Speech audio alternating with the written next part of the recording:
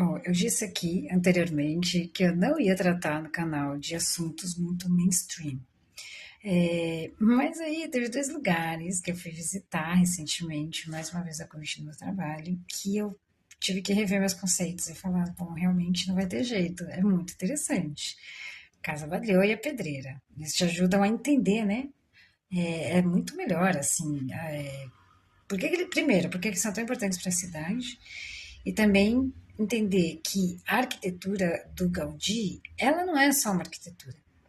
Ela tem uma relação muito profunda com a natureza e com a espiritualidade. Aí você vai entender a espiritualidade do Gaudí, né? Para além de religiosidade, assim, entender todo o contexto, né? Então, assim, eles também te ajudam a entender o momento da história de Barcelona, sabe? Porque você vai pegar aquela burguesia catalã do início do século XX, tá tudo ali, né? Na história dessas casas, desde dos projetos até a construção, até o que existe hoje, né? O que a gente visita, o que a gente entra em contato.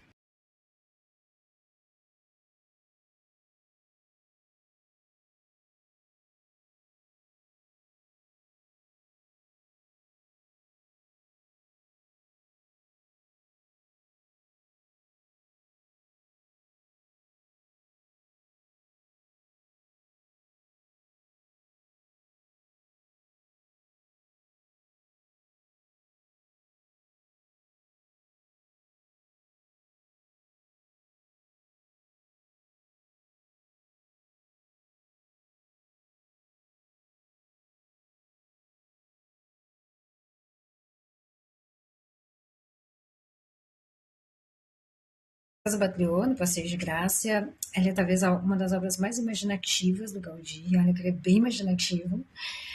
A fachada parece que é um organismo vivo, né? Tem gente que vê nela o corpo de um dragão, né? E também a narração da história, da lenda, né? Que São Jorge, que é o padroeiro, nada mais nada menos, né? Que é o padroeiro da Catalunha. E aí, quando você entra na casa, a sensação é outra, ainda mais complexo, porque tudo parece que está sendo inspirado pelo movimento da água. Então, assim, as escadas, né? Primeiro parecem ossos ou conchas do mar, né? Tem um paralelo ali. As paredes parece que foram moldadas, sabe, pelas ondas, assim, porque elas são, né, bem curvas. E a luz entra pelo pátio interno como se ela estivesse sendo filtrada, igual no mar, sabe? Você está embaixo d'água, assim, não tem água sendo filtrada, né, os raios do sol. A luz nesse corredor também. Nada ali é só decoração, né? Além disso, né? Que é uma questão, uma característica de uma boa arquitetura, né? Então, as formas orgânicas elas ajudam também, né, na ventilação, na luz, nessa circulação, né, do ar e também das pessoas, né?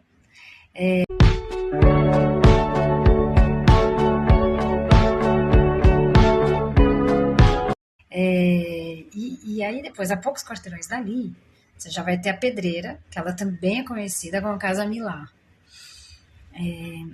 Se a Batlló parece muito aquática, a Pedreira ela é completamente geológica. Assim, as duas obras estão no mesmo espaço, né? E com esse contraponto entre elas, mas conectadas à natureza, né? Então, o nome pedreira significa literalmente, tá? Uma pedreira, mesmo assim, é de fato uma pedreira. Parece que é uma formação de pedra esculpida pelo vento, sabe? De fora, assim, nossa, que foi esculpido, né? Preciosamente. O telhado é uma das partes mais impressionantes da pedreira. Vale muito a pena visitar, se você for visitar de fora, né? Sempre observar, olhar, ver como é que é. Mas se você puder visitar dentro, vale muito, muito a pena. Sério, é um lugar que eu sempre quis entrar. Às vezes tem concertos no fim do dia, com música, tem umas entradas especiais que você pode acompanhar esses lugares. E tem uns guerreiros silenciosos, sabe? Parece que eles estão observando a cidade ali no telhado. E aí, o que eu entendi é que também tem uma entrevista que o Jorge Lucas e o Spielberg eles contam que eles se inspiram, são os guerreiros romanos, né? Que o Gaudí criou ali. E que eles se inspiraram nesses guerreiros para criar o Darth Vader e os soldados ali, troopers do Star Wars. Então, as linhas dessa construção não são nada retas, né? Tudo é muito curvo. É como se o prédio estivesse passando pela erosão do tempo. Isso fica bem marcante, assim, a impressão já que te dá, sabe? Você fala, nossa, por quanto tempo existe isso? Parece que, né, que era um monte de, uma pedreira, assim, arenosa, sabe? Que foi transformada. E para o Gaudí construir era um ato, aí que entra, né, a questão, era um ato de contemplação, sabe? Então ele contemplava as formas das árvores, das montanhas, do mar, das conchas, dos ossos, das algas. Você vai ver todos esses elementos ali sempre muito presentes, né? E tudo isso aparece transformado em uma estrutura arquitetônica, como se a cidade estivesse recebendo os pedaços da própria natureza, sabe? Traduzidos em pedra, em vidro, em cerâmica, né? Nos materiais arquitetônicos, estruturais. E essas particularidades em Barcelona que transformam a arquitetura em transcendência. Né? Esse que é o diferencial, assim, visitar esses lugares é quase como entrar na imaginação do Gaudí, sabe? Esse ano, se você estiver vendo isso em 2026, é o ano em que se celebra, né, um ano muito especial para Barcelona, porque está celebrando os 100 anos da morte do Gaudí. Então, esses lugares, assim, eles são acessíveis, eles têm ingressos, entradas mais acessíveis, é sempre recomendado que você compre com muita antecedência, porque lota bastante, então se você quer uma data específica, já compra com antecedência. E esse ano tá uma loucura, porque a Sagrada Família já virou, né, a igreja mais alta do mundo. Eles já colocaram a última oposição, que era uma estrela ali, que faltava.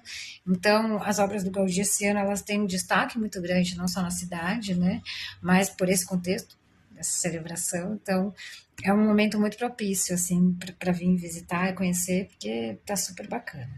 Então é isso, todo mundo muito bem-vindo. Fica aí mais uma vez o convite. E é isso. Tem muita gente chegando mesmo, assim. A baixa temporada esse ano não tem nada de baixo, assim. Tá tão frenética quanto as outras temporadas, sabe? Que é interessante. Vamos ver aqui mais vai vir, né? De Gaudí pela frente. Sejam bem-vindos a Barcelona.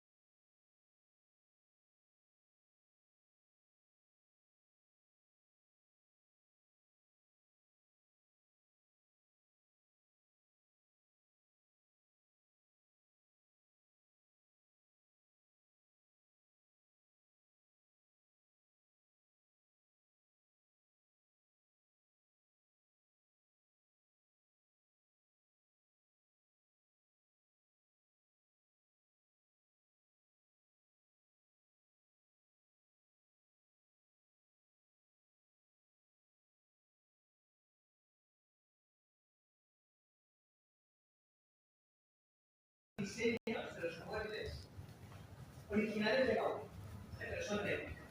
Sí, en la ballesta. Son réplicas.